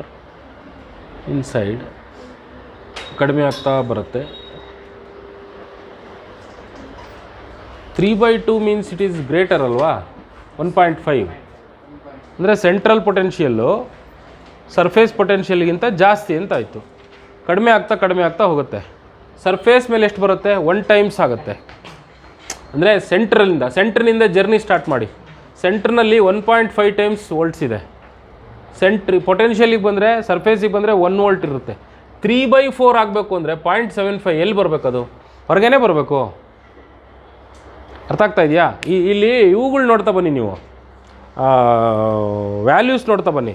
Central potential ಏನು ಹೇಳ್ತಾ ಇದೆ? Central potential is telling 3/2 KQ/R. KQ/Rನ ಒಂದು ವ್ಯಾಲ್ಯೂ ಅಂತ ಇಟ್ಕೊಳ್ಳೋಣ, 1 ಅಂತ ಇಟ್ಕೊಳ್ಳೋಣ. KQ/Rನ 1 ಅಂತ ಇಟ್ಕೊಳ್ಳೋಣ. ಸೆಂಟ್ರ್ನಲ್ಲಿ 1.5 ಬಂತಾ? ಸೆಂಟ್ರ್ನಲ್ಲಿ ಎಷ್ಟು ಬಂತು? 1.5 ಬಂತು ಸೆಂಟ್ರ್ನಲ್ಲಿ. ಸರ್ಫೇಸ್ ಮೇಲೆ ಬಂದರೆ ಅದು KQ/1. KQ/1 ಅಂದರೆ ಎಷ್ಟು? 1. ಇನ್ನೂ ಸ್ವಲ್ಪ ಮುಂದೆ ಬಂದೆ ಅಂದರೆ 3/4 KQ/R ಅಂದರೆ ಎಷ್ಟಾಯಿತು? 0.75 ಆಯಿತು. ಅಲ್ಲಿಗೆ ಸೆಂಟರ್ನಿಂದ ಸರ್ಫೇಸಿಗೆ ಬಂದಿದೆಯಾ? ಸೆಂಟರ್ನಿಂದ ಸರ್ಫೇಸಿಗೆ ಬರೋದಕ್ಕೆ ನಿನ್ನ ಪೊಟೆನ್ಷಿಯಲ್ಲು 1.5 ಇದ್ದದ್ದು 1 ಆಗಿದೆ. ಇನ್ನು ಮುಕ್ಕಾಲು ಭಾಗ ಆಗಬೇಕು ಅಂದರೆ ಎಷ್ಟು ಮುಂದಕ್ಕೆ ಹೋಗಬೇಕು? ಕರೆಕ್ಟಾ? So you have to go outside the sphere. Correct ತಾನೆ? ಬಂದಿದ್ದೀವಲ್ಲ ಹೊರಗಡೆ. ಅರ್ಥ ಆಯ್ತೇನಪ್ಪ? ಆ ಇಕ್ವೇಷನಲ್ಲಿ ನಮಗೇನು ವ್ಯಾಲ್ಯೂಸ್ ಕೊಟ್ಟಿಲ್ಲ, ಅದು ಏನೇನು ಆಗುತ್ತೆ ಅಂತ ಹೇಳಿಲ್ಲ. ಬಟ್ ಆ ಇಕ್ವೇಷನ್ಗಳಲ್ಲಿರೋ ಕೊಯಿಫಿಷಿಯೆಂಟ್ಸ್ ಇದಾವಲ್ಲ, 3/2 ಟೈಮ್ಸ್, 3/4 ಟೈಮ್ಸ್, ಅದನ್ನು ನೋಡ್ಕೊಂಡೇ ಒಂದು ಅಂದಾಜು ಮಾಡ್ಕೋಬೋದು ನಾವು. ಸೆಂಟ್ರ್ನಲ್ಲಿ ಅತಿ ಹೆಚ್ಚು ಪೊಟೆನ್ಷಿಯಲ್, ಸರ್ಫೇಸ್ ಮೇಲೆ ಕಡಿಮೆ ಪೊಟೆನ್ಷಿಯಲ್, ಸರ್ಫೇಸಿಂದ ಹೊರಗೆ ಇನ್ನೂ ಕಡಿಮೆ ಪೊಟೆನ್ಷಿಯಲ್ ಬರುತ್ತೆ ಅಂತ. ಅರ್ಥ ಆಯ್ತಾ? ಎಸ್.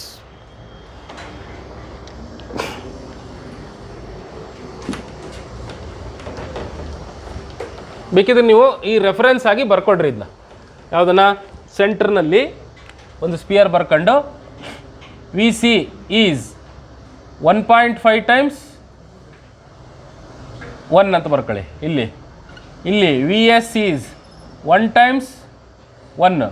ಇಲ್ಲಿ VP ಈಸ್ 0.75 ಟೈಮ್ಸ್ VC 1. ಅರ್ಥ ಆಯ್ತೇನಪ್ಪ? ಹಿಂಗೆ ಬರ್ಕೊಡ್ರ, ಚೆನ್ನಾಗಿ ಗೊತ್ತಾಗತ್ತವಾಗ. 1.5 1.75 ಅಥವಾ ಹೀಗೂ ಬರ್ಕೋಬೋದು ನೀವು. 3/2 KQ/R. ಇಲ್ಲಿ KQ/R ಇಲ್ಲಿ 3/4 kq/r. You can write it like that.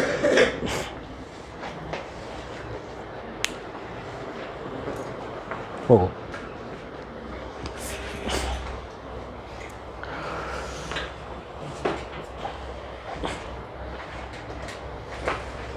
ನೀವು ಸಾಲ್ವ್ ಮಾಡಬೇಕಾಗಿರೋದು ಇಷ್ಟೇ ಕೆಲಸ. ಇಲ್ಲಿ ಬರ್ತಿದ್ದೀನಿಲ್ಲ, ಬಟ್ ಅದ್ರ ಹಿಂದೆ ತಿಳ್ಕೊಬೇಕಾಗಿರೋದು ಇಷ್ಟಿದೆ. ಸಾಲ್ವ್ ಮಾಡಬೇಕಾಗಿರೋದೇನು ವಿ ಪಿ ಅಂದರೆ ಇಷ್ಟು, ವಿ ಪಿ ನಲ್ಲಿರೋದು VC/2, ಎರಡನ್ನೂ ಈಕ್ವೇಟ್ ಮಾಡೋದು. ಆರ್ ಬರುತ್ತೆ. ನಂಗೆ ಬೇಕಾಗಿರೋದು ಸ್ಮಾಲ್ ಆರ್ ಅಲ್ಲ, ಸರ್ಫೇಸ್ನಿಂದ ಎಷ್ಟು ಅಂತ. ಸ್ಮಾಲ್ ಆರ್ನಿಂದ ಕ್ಯಾಪಿಟಲ್ ಆರ್ನ ಕಳಿತೀಯ, R/3 ಬರುತ್ತೆ ಅಷ್ಟೇ. 2 charged spherical conductors of radii R1 and R2 and are connected by a wire. ಎರಡು ಚಾರ್ಜ್ಡ್ ಸ್ಪೆರಿಕಲ್ ಕಂಡಕ್ಟರ್ಗಳಿದ್ದಾವೆ, ಅವೆರಡನ್ನೂ ಒಂದು ವೈರ್ನಿಂದ ಕನೆಕ್ಟ್ ಮಾಡಿದ್ದಾವೆ. So ratio of surface charge densities ಮಾಡ್ತೀರಾ? ಆಗಲೇ ಬಂದಿತ್ತಲ್ಲ, R2/R1. There are 2 concentric metal shells of radii R1 and R2. R2 is greater than R1. So R2 is the bigger radius. Outer shell has a charge Q and inner shell is grounded. Grounded ಅಂದರೆ earth connected. Charge on the inner shell is, charge on the inner shell, ಒಳಭಾಗದಲ್ಲಿ ಬರುವ ಚಾರ್ಜಿನ ಬೆಲೆ ಎಷ್ಟು? ನಾನು ನಿನ್ನೆ ಬರೆದಿದ್ದೇ ಇದ್ದ, ನೆನಪಿದೆಯಾ? Inner sphere is earth connected, outer sphere is simply left with a charge Q. This is R1, this is R2 ಅಲ್ಲೇನಪ್ಪ? ಇದು ತಾನೇ ಕೊಟ್ಟಿರೋದವರು. ಮೇಲ್ಭಾಗದಲ್ಲಿ Q ಕೊಟ್ಟಿದ್ದಾರೆ. ಈಗ ಇದನ್ನು ಅರ್ತ್ ಕನೆಕ್ಟ್ ಮಾಡಿದ್ದೀವಿ ಅಂದಮೇಲೆ ಇದ್ರ ಮೇಲೆ ಬರುವಂಥ ಚಾರ್ಜ್ಗೆ ಸುಮ್ಮನೆ ಒಂದು ಹೆಸರಿಟ್ಕೊಳ್ಳಿ, Q' ಅಂತ. ಆ Q' ವ್ಯಾಲ್ಯೂ ಬಂದಿತ್ತು, ನೆನಪಿದೆಯಾ? Q' is Q into A/B ಅಂತ, ನೆನಪಿದೆಯಾ? Minus Q into A/B. ತೋರಿಸ್ಬೇಕಾ ಮತ್ತೆ ಇದು ಹೆಂಗೆ ಬರುತ್ತೆ ಅಂತ? ಬೇಡ ಅಲ್ಲ, ಡೈರೆಕ್ಟ್ ಫಾರ್ಮುಲಾ ನೆನೆ ತೋರಿಸಿದ್ದೆ ಅನ್ಸುತ್ತೆ ಹೆಂಗೆ ಬರುತ್ತದು ಅಂತೇಳಿ. ಸೊ ನಾವು ಹೆಂಗೆ ಮಾಡಿದ್ವಿ ಇದನ್ನು, ಇದ್ರ ಮೇಲೆ Q' ಅಂತ ಬರುತ್ತೆ ಅಂತ ಅಂದ್ಕೊಂಡು, ಇಲ್ಲಿ Q' ಬರುತ್ತೆ ಅಂದರೆ ಅದದ್ದು ಇಲ್ಲಿ ಇಂಡ್ಯೂಸ್ ಆಗುತ್ತೆ ಅಂತ ಅಂದ್ಕೊಂಡು, ಇಲ್ಲಿ ಇಂಡ್ಯೂಸ್ ಆಗಿದ್ದು ಇದಕ್ಕೆ ಆ್ಯಡ್ ಆಗುತ್ತೆ ಅಂತ ಅಂದ್ಕೊಂಡು, ಇದರ ಪೊಟೆನ್ಷಿಯಲ್ ಇಲ್ಲಿ, ಇದರ ಪೊಟೆನ್ಷಿಯಲ್ ಇಂಡ್ಯೂಸ್ಡ್ ಚಾರ್ಜ್ ಪೊಟೆನ್ಷಿಯಲ್ ಇಲ್ಲಿ, ಆ ಬಾಡಿಯ ಮೇಲೆ ಇದ್ದ ಚಾರ್ಜಿನ ಪೊಟೆನ್ಷಿಯಲ್ ಅದ್ರ ಮೇಲೆ ಎಲ್ಲ ತಕ್ಕೊಂಡು ನಾವು ಕ್ಯಾಲ್ಕುಲೇಟ್ ಮಾಡಿ ನೋಡಿದ್ವಿ. ನಮಗೆ ಕರೆಗೆ ಒಂದು ವಿಷಯ ಬಂತು, ಏನಂತ? Q' is nothing but -Q, charge on the outer sphere into into A/B. ಅಂದರೆ ಇಲ್ಲಿ ಇಂಡ್ಯೂಸ್ ಆಗೋ ಚಾರ್ಜು ನೆಗೆಟಿವ್ ಆಗಿರುತ್ತೆ ಅಂತ, ಅಂದರೆ ಪಾಸಿಟಿವ್ ಇದ್ದರೆ. ಈ Q' ಪಾಸಿಟಿವ್ ಇದ್ದರೆ, ಅಲ್ಲ ಸಾರಿ, ಈ Q ಪಾಸಿಟಿವ್ ಇದ್ದರೆ ಇಲ್ಲಿ ಇಂಡ್ಯೂಸ್ ಆಗುವಂಥದ್ದು ನೆಗೆಟಿವ್ ಚಾರ್ಜ್ ಆಗಿರುತ್ತೆ ಅಂತ ಮಾಡ್ತಾರೆ. ಇದೆಯಾ ಅಲ್ಲೇ ಆನ್ಸರು? ಡೈರೆಕ್ಟ್ ಆನ್ಸರ್ ಇದೆ ಅಲ್ಲ? ತೋರಿಸ್ಬೇಕಾ ಇದನ್ನು? ಬೇಡ ಅಲ್ಲ?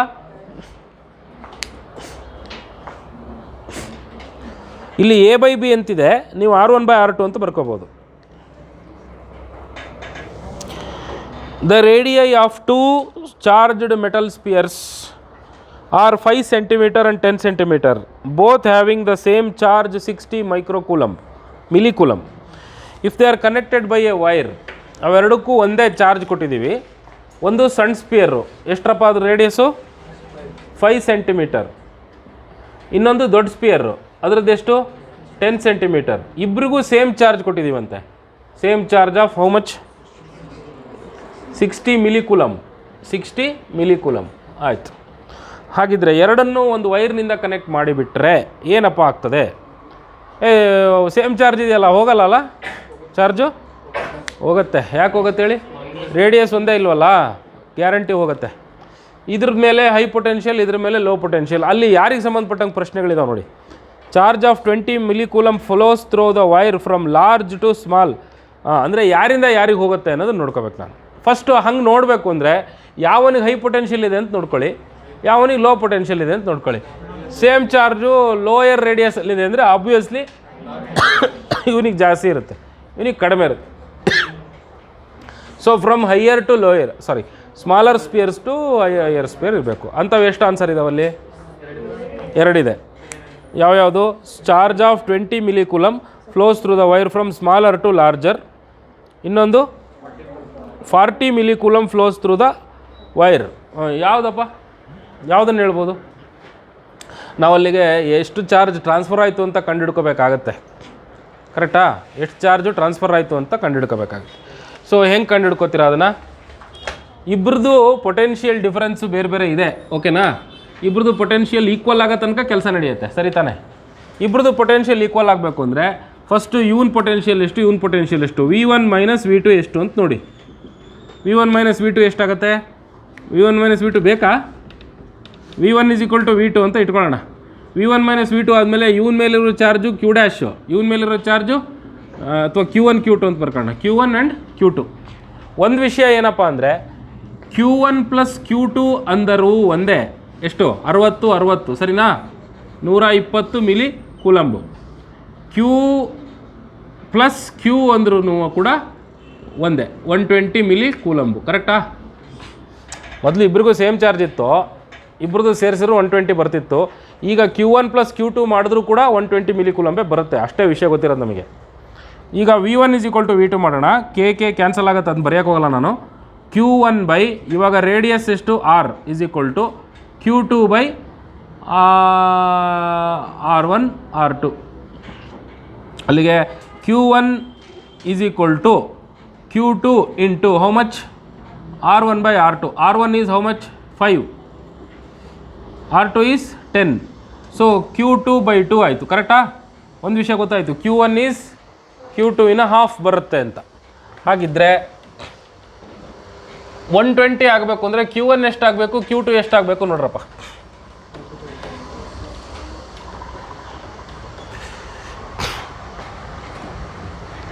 Q1 plus Q2 is equal to 120 milli 120 ಅಂತ ಇಟ್ಕೊಂಡ್ರೆ Q1 is how much? Q2 by 2 plus Q2 is equal to 120. ಸರಿನಾ? Q2 ಕಾಮನ್ ತೆಗೆದುಬಿಡೋಣ. 1 plus 1/2 plus 1 is equal to 120. ಅಲ್ಲಿಗೆ Q2 is equal to Q2 into 3/2 is equal to 120. ಅಲ್ಲಿಗೆ Q2 is 140/3ನಾ? 240/3. ಹಾಂ 240/3 that is 80 milli coulomb ಆಯಿತು. ಯಾವುದೋ Q2ವಿನ ಬೆಲೆ 80 ಆದರೆ if Q2 this implies that Q1 is 120 minus 80 how much? ಎಷ್ಟಾಯಿತು? 40 milli coulomb. ಅಲ್ಲಿಗೆ Q1 is 40 milli coulomb, Q2 is 80 milli coulomb. ಅರ್ಥ ಆಯ್ತಾ? ಇವಾಗ ಯಾರಿಂದ ಯಾರು ಏನೇನಾದರೂ ಅಂತ ನೋಡಿ. Q1 ಮೇಲೆ ಅಂದರೆ ಸ್ಪಿಯರ್ ಎ ಮೇಲೆ, let's call this as sphere A. Sphere A ಅಂತ ಫಸ್ಟ್ ಸ್ಪಿಯರ್ ಮೇಲೆ ಎಷ್ಟಿತ್ತಪ್ಪ? 60 ಇದ್ದದ್ದು ಎಷ್ಟಾಯಿತು? Q60 ಇದ್ದದ್ದು Q1 ಆಗುತ್ತೆ. ಎಷ್ಟಾಯಿತು? 40 ಆಯಿತು. Q ಇದ್ದ 60 ಏನಾಯಿತು? Q2ಗೆ 80 ಆಯಿತು. ಎಷ್ಟು ಚಾರ್ಜ್ ಟ್ರಾನ್ಸ್ಫರ್ ಆಯಿತು ಅಂತ ಹಾಗಿದ್ರೆ? 20ನಾ? ಲೈಕ್ ಚಾರ್ಜ್ ಟ್ರಾನ್ಸ್ಫರ್ ಆಗೋದು ಸ್ಮಾಲ್ ಸ್ಪಿಯರ್ನಿಂದ ಬಿಗ್ ಸ್ಪಿಯರ್ಗೆ ಅಲ್ವಾ? 60 ಇದ್ದದ್ದು ಇವನಿಗೆ 80 ಆಯಿತು ಅಂತಂದರೆ, 60 ಇದ್ದದ್ದು ಇವನಿಗೆ 80 ಆಯಿತು ಅಂದರೆ ಟ್ರಾನ್ಸ್ಫರ್ ಆಗಿದ್ದೆಷ್ಟು? 20 ಟ್ರಾನ್ಸ್ಫರ್ಡ್. ಎಸ್, ಕರೆಕ್ಟಾ? How much transferred? 20 ಟ್ರಾನ್ಸ್ಫರ್ಡ್. ಬರೀತೀರಾ ಅದನ್ನು?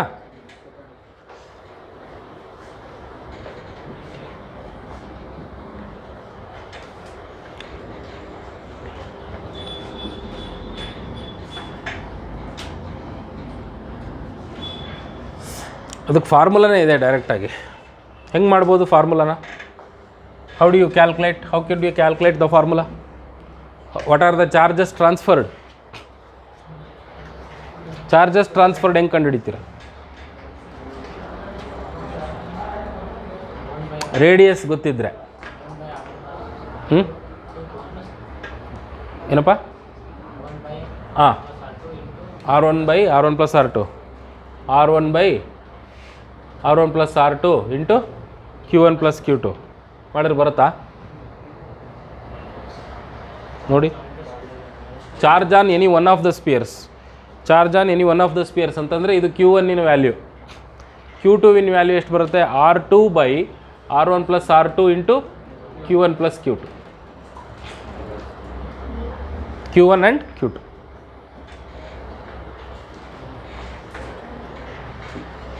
ಸೊ ಈ ಪ್ರಕಾರ ಮಾಡಿ ನೋಡಿದ್ರು 5/15 ಇಂಟು 120,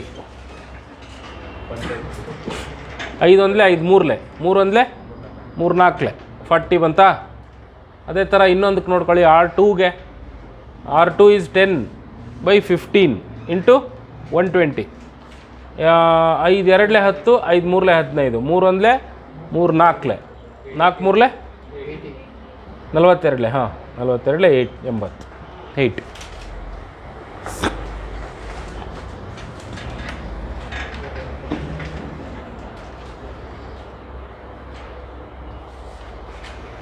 ಆ ಫಾರ್ಮುಲಾ ನೆನ್ಪಿಟ್ಕೊಳ್ರಪ್ಪ ಇದು.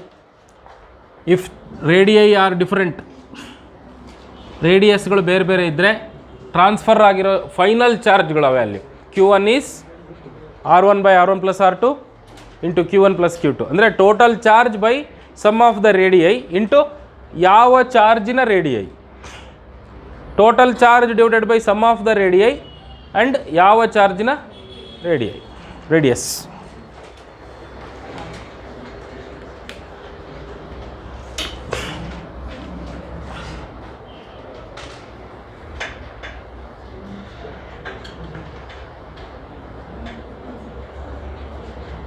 ಅದು ಪೊಟೆನ್ಷಿಯಲ್ನ ಈಕ್ವಲ್ ಮಾಡಿದಾಗ ಬರುತ್ತಾ ಇಕ್ವೇಷನ್. V1 = V2, ಫೈನಲಿ ನನ್ನ ಮೇಲೆ Q1 ಬಂತು, ಅವನ ಮೇಲೆ Q2 ಬಂತು, ಪೊಟೆನ್ಷಿಯಲ್ ಇಬ್ಬರದು ಸೇಮ್ ಆಗಿರುತ್ತೆ ತಾನೇ. V1 = V2 ಮಾಡಿ Q1/R1 Q2/R2 ಬರುತ್ತೆ. Q1 ಅಂದರೆ Q2ವಿನ ಅರ್ಥದಲ್ಲಿ ಏನು ಇಲ್ಲಿದೆ ನೋಡಿ.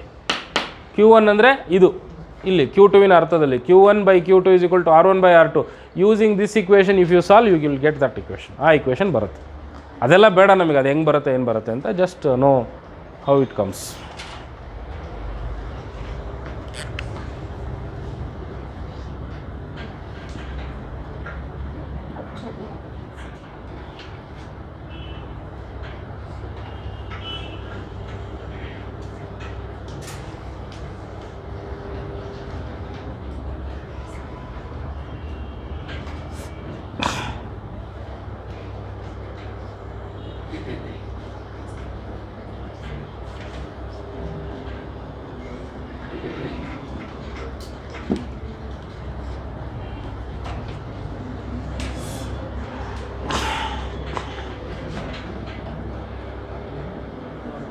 ಈ ಇಕ್ವೇಷನ್ ಯೂಸ್ ಮಾಡಿ ಬರುತ್ತೆ.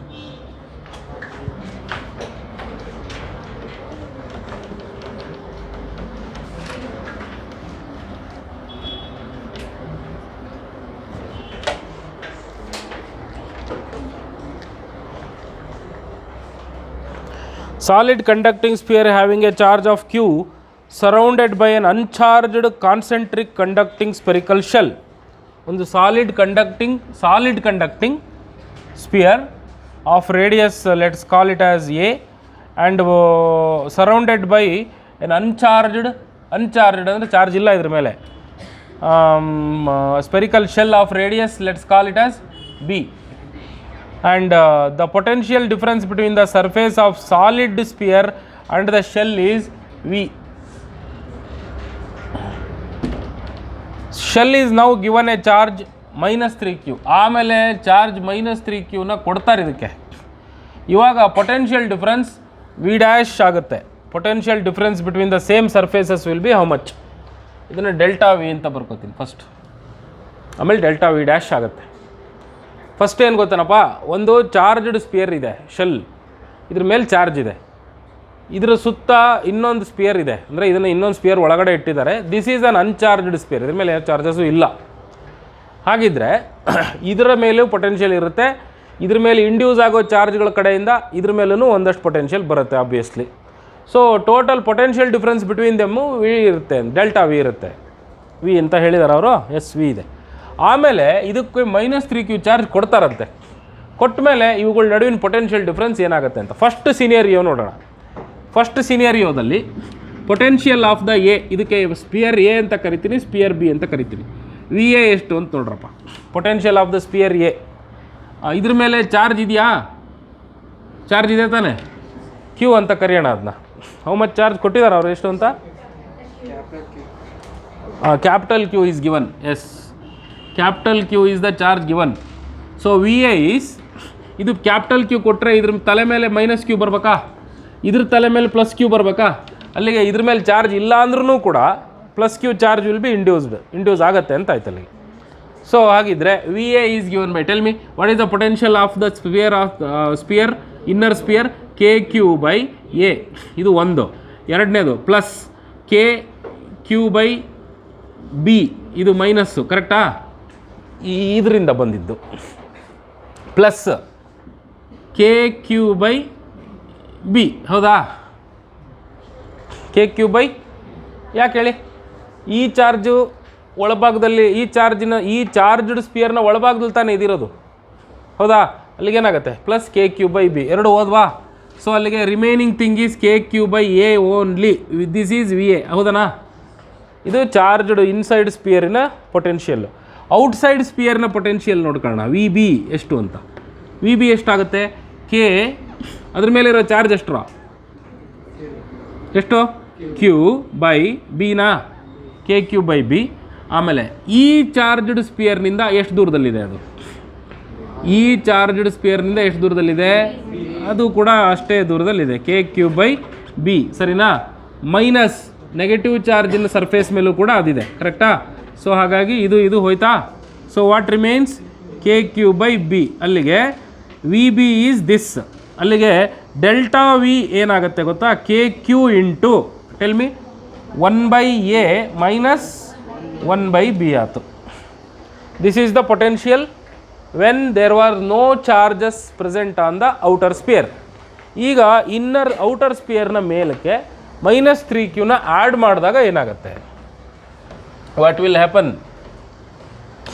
ಸೇಮ್ ಇಕ್ವೇಷನ್ ಅದೇ ಥರ ಫಾಲೋ ಮಾಡ್ತಾ ಬರೋಣ. ಇಲ್ಲಿ V A dash is equal to K Q by A minus K Q by B.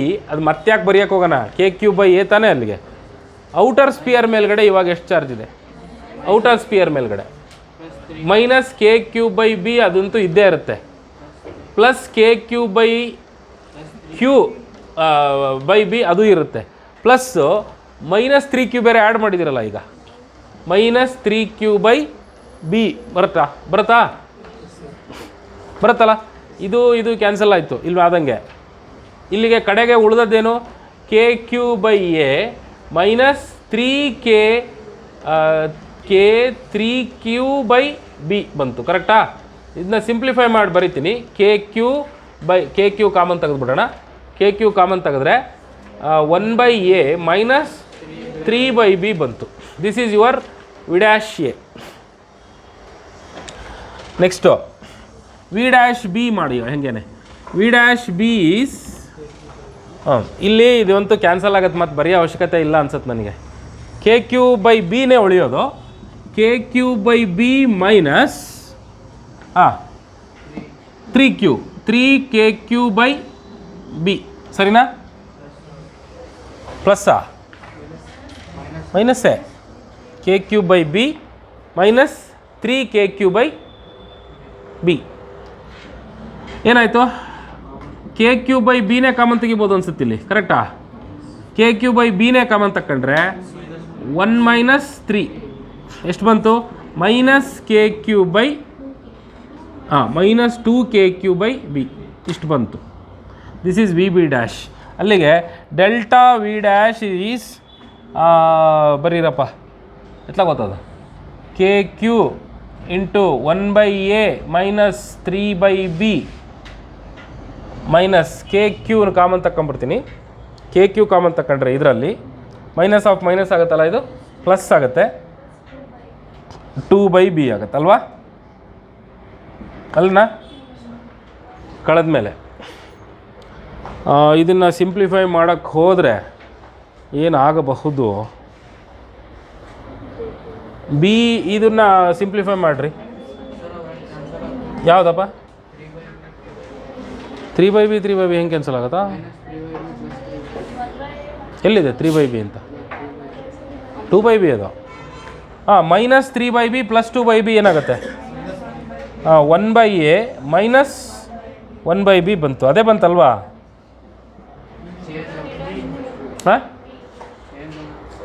Change ಹೆಂಗಾಗುತ್ತೆ? -3 + 2 change ಆಗಲ್ಲ ಅಂದ್ಯಾ? ಹ್ಞೂ, ಆಗಲ್ಲ. Potential difference does not change. ಅರ್ಥ ಆಯ್ತಾ? ಬೇಕಿದ್ರೆ ಕನ್ಕ್ಲೂಷನ್ ಸ್ಟೇಟ್ಮೆಂಟ್ ಬರೆದ್ಬಿಡಿ. P D does not change.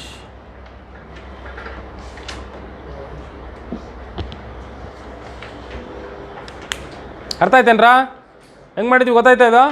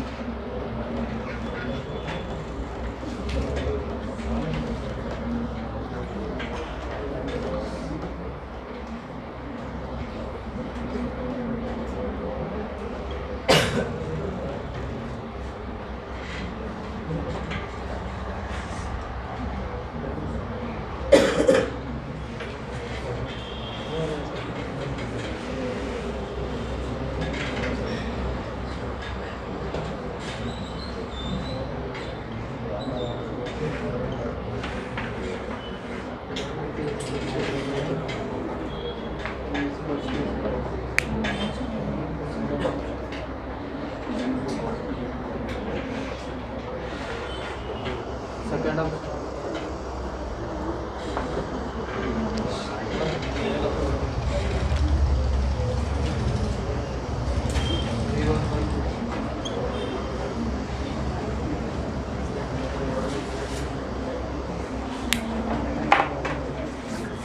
ಗೊತ್ತಾ, ಒಂದು ಸ್ಪಿಯರ್ ಇದೆ ಅಂತೆ.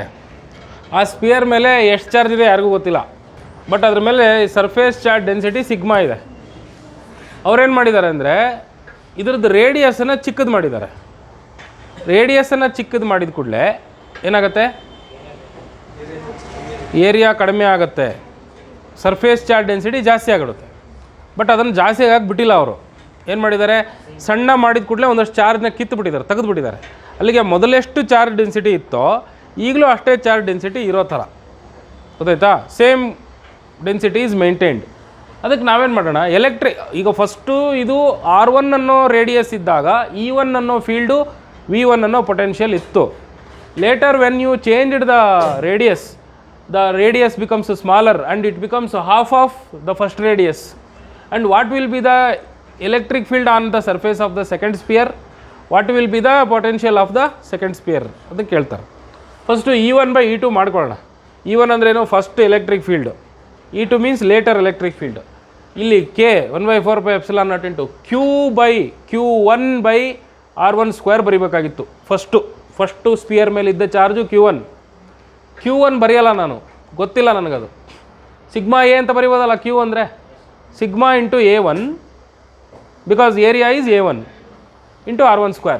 Sigma into A2 area is reduced, ಸಣ್ಣದಾಗಿದೆ ಸ್ಪಿಯರ್, ಇಂಟು R2².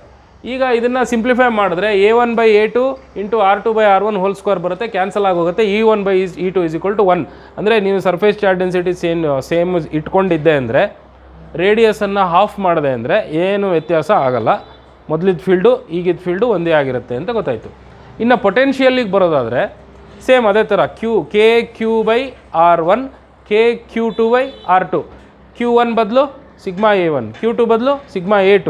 ಇದನ್ನು ಸಿಂಪ್ಲಿಫೈ ಮಾಡಿ ಬರೆದ್ರೆ ಯು ವಿಲ್ ಗೆಟ್ R1/R2 ಅಂತ ಬಂತು. V1/V2 = R1/R2. But what is R2? R1/2 ಗೊತ್ತಿದಾರಲ್ಲ ಅವರೇನೆ. ಸೊ ಅದನ್ನು ಸಾಲ್ವ್ ಮಾಡಿದರೆ ಯು ಗೆಟ್ 2. ನಂಗೆ ಬೇಕಿರೋದು V2 ಅಲ್ವಾ? What is the potential afterwards? V2 ಈಸ್ V1/2. ಸೊ ಅಲ್ಲಿಗೆ ಆಪ್ಷನ್ ಏನಿದೆ, E, V/2 ಅಂತಿದೆ ನೋಡಿ. First potential, first field E, next potential V/2. Option 2.